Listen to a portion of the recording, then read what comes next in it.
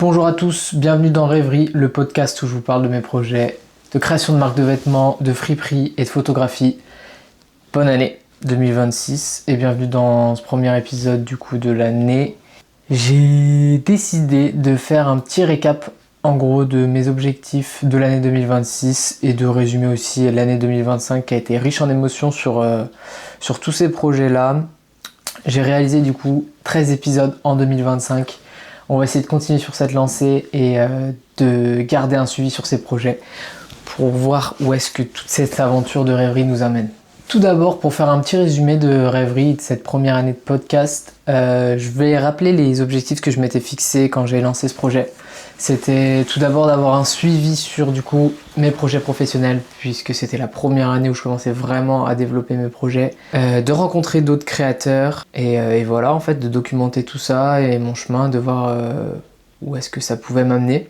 Je suis content, j'ai rencontré plein de monde cette année, pas forcément à travers le prisme des podcasts, même si ça ouvre souvent à la conversation avec les gens que je connais dans mon entourage proche ou alors des personnes que je vois pour la première fois et qui me connaissent à travers les réseaux.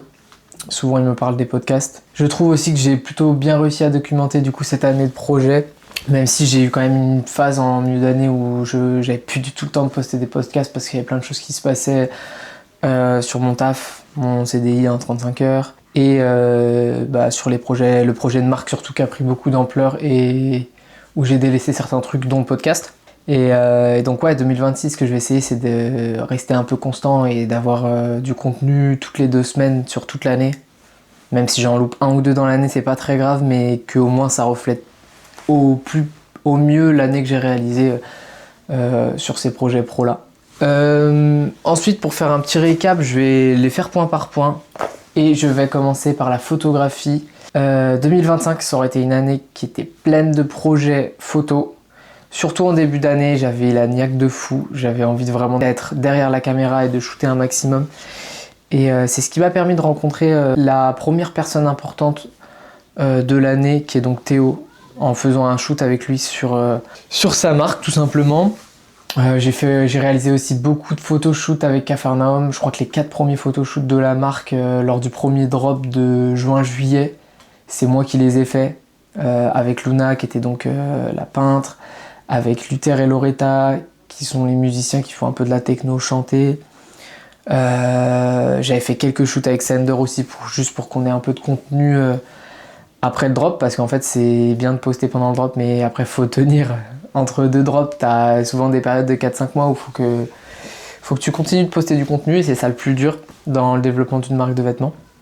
Donc ouais, niveau photo, surtout première partie de l'année, j'ai réussi à me maintenir niveau contenu. Et après, dans un deuxième temps, comme je disais tout à l'heure, il y a Capharnaüm qui a pris beaucoup de place dans ma vie. Et du coup, les autres parties ont été un peu délaissées. Donc c'est le moment où j'ai fait beaucoup moins de podcasts, beaucoup moins de photoshoots. Ou en tout cas, j'ai beaucoup moins été derrière la caméra. Par contre, dans cette deuxième partie d'année, j'avais toujours un lien avec la photo. Parce que notamment on a eu une stagiaire qui s'appelle Léna qui a fait du coup 1 mois de stage avec nous en fin d'année. Et elle est photographe, elle faisait principalement les photoshoots, elle a fait 4 photoshoots sur la période de stage où elle est restée avec nous chez Capharnaüm. Et du coup c'est moi qui étais son responsable de stage et c'était super intéressant parce que j'avais plutôt un échange avec elle où je la laissais faire son truc et ramener ses idées, etc. Mais après, j'avais aussi des conseils et c'était aussi plus facile, je pense, pour moi d'échanger avec elle parce que forcément, j'avais une compréhension de la photographie de quelqu'un qui est passionné par ça et qui en fait aussi dans son temps libre, etc. Donc ouais, grosse année photo, mine de rien quand même, si je regarde globalement. Après, c'est sûr que moi, ça a toujours été mon problème, s'il y a un truc de régularité que j'ai pas. Et ouais, quand je vois mon année de photo, elle est vachement coupée en 2, où j'ai une première partie de l'année où je suis vraiment à fond dedans, et la deuxième partie de l'année où c'est plus compliqué, il y a moins de photoshoots, je cherche moi aussi à faire des projets hors de Capharnaüm, donc en fait les rares photoshoots qu'on a fait, ça va être des choses qui se ressemblent, où j'ai pas forcément appris beaucoup de choses. Là où dans la première partie de l'année, j'avais trop la déterre et j'avais démarché un max de monde, j'apprenais le soir sur tout ce qui est la partie edit et retouche. Donc ouais, je vais essayer de relancer ça en 2026, mais c'est déjà bien. Pour une première année, je suis globalement content. J'ai appris encore plein de choses. J'ai rencontré des belles personnes grâce à la photo et voilà. Ensuite, dans un deuxième temps, je vais parler de l'aspect friperie du coup. Là, pour le coup, c'est un constat qui est assez similaire. C'est une année qui a été coupée en deux. Dans le sens où, pareil, première partie d'année, j'avais lancé beaucoup de choses. Trop de choses. Mais c'était aussi...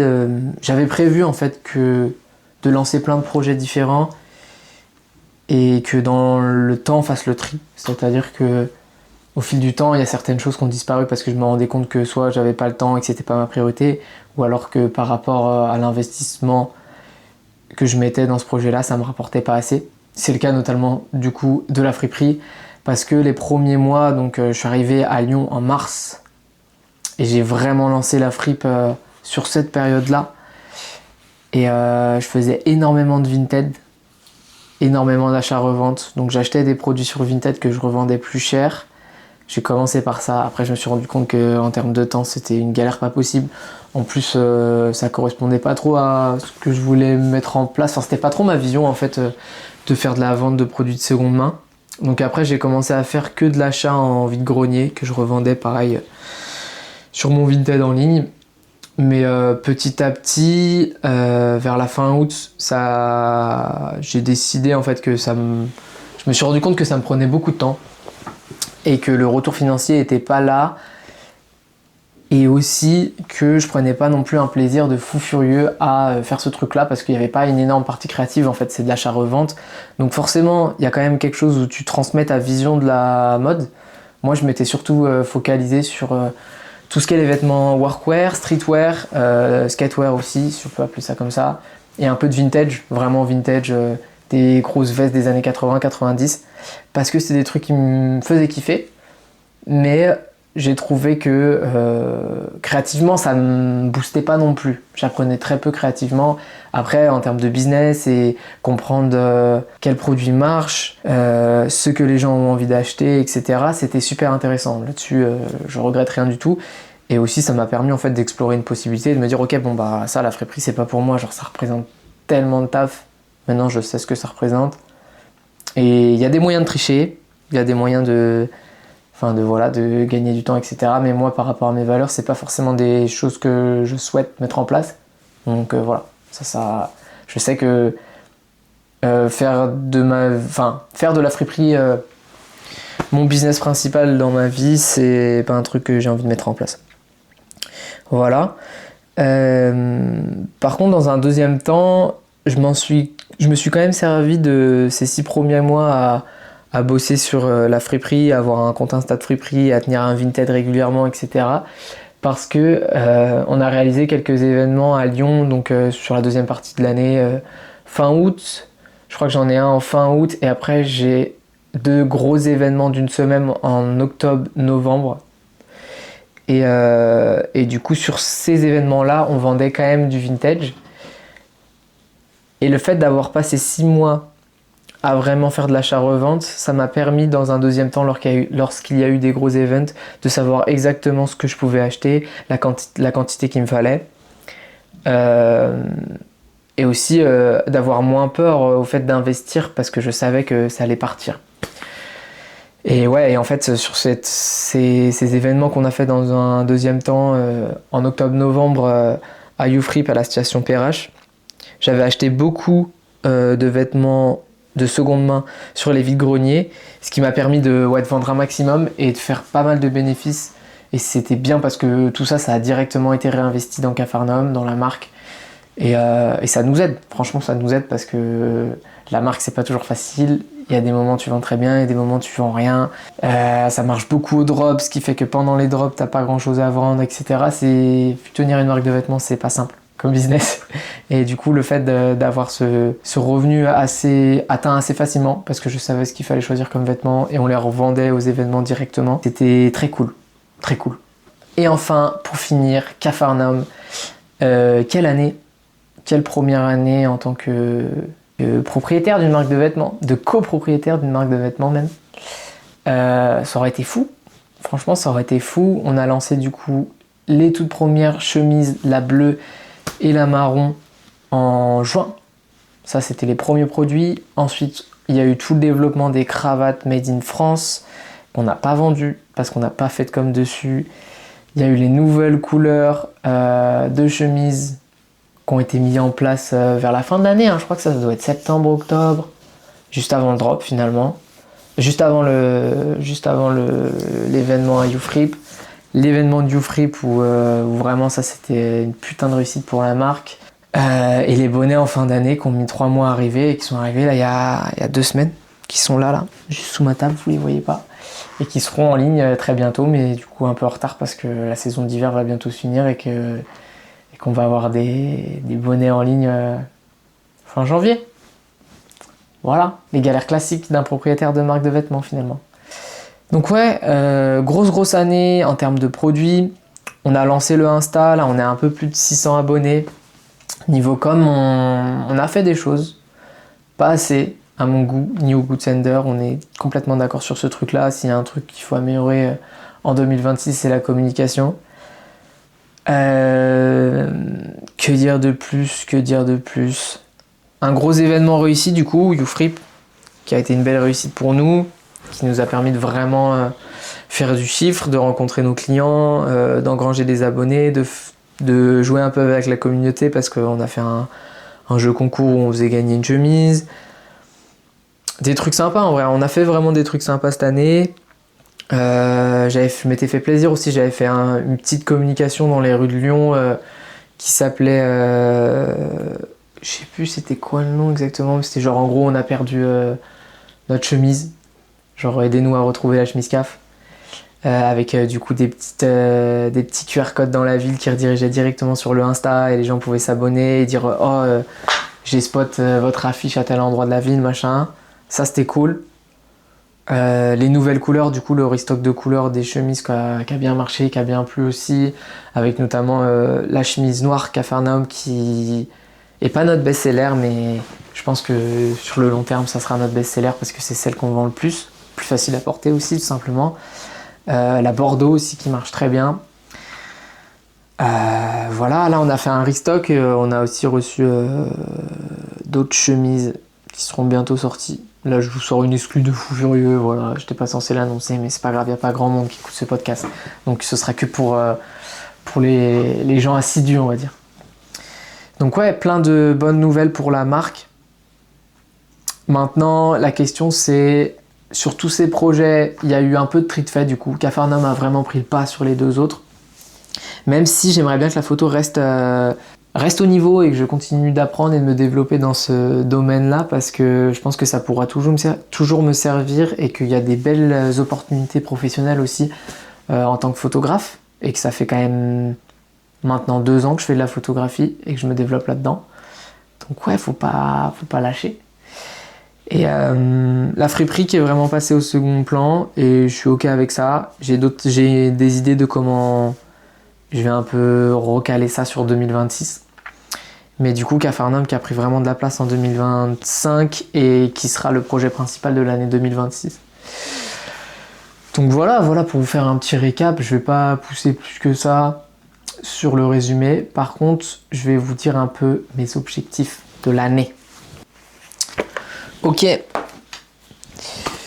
sur l'aspect photo, j'ai pour objectif, donc déjà sur l'aspect photo, je me suis dit qu'il ne faut pas que je lâche, qu'il faut que je continue d'apprendre dans ce domaine parce que c'est important, ça me tient à cœur et ça me fait culpabiliser de ne pas le faire et en plus j'y reviens toujours, donc c'est vraiment signe qu'il ne faut pas que je lâche l'affaire. Donc pour 2026, objectif 12 mois, 12 photoshoots, un photoshoot par mois. Ce qui n'est pas énorme en soi, mais il faut le tenir sur la longueur. Parce que j'ai fait des mois en début d'année où j'ai fait 2 voire 3 shoots par mois. C'est bien, tu vois. Mais après, si tu en fais 0 sur 4 mois, bah, c'est complètement dommage. Et je pense que tu t'améliores moins en faisant beaucoup au même moment plutôt qu'en étalant le truc. Parce que tu as le temps de digérer ton process, réfléchir à ton processus créatif, etc. etc. Donc ouais, 2026, régularité, on va être plus carré, se focus. Et on va réaliser 12 photoshoots du coup.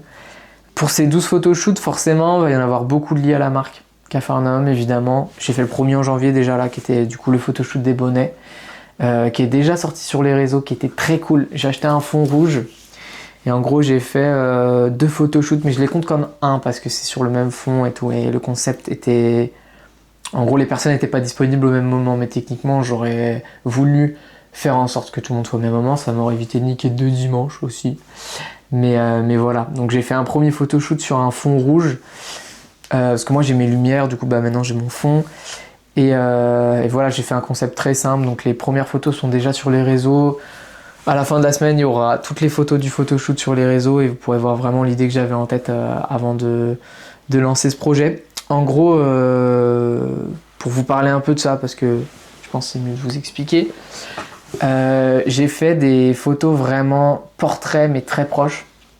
Et l'idée c'était, sur Instagram vous savez c'est 3x3, c'était d'avoir du coup un modèle qui regarde vers la droite, un autre modèle qui regarde vers la gauche et avoir une photo centrale avec vraiment une photo produit des bonnets et description Capharnaüm, etc.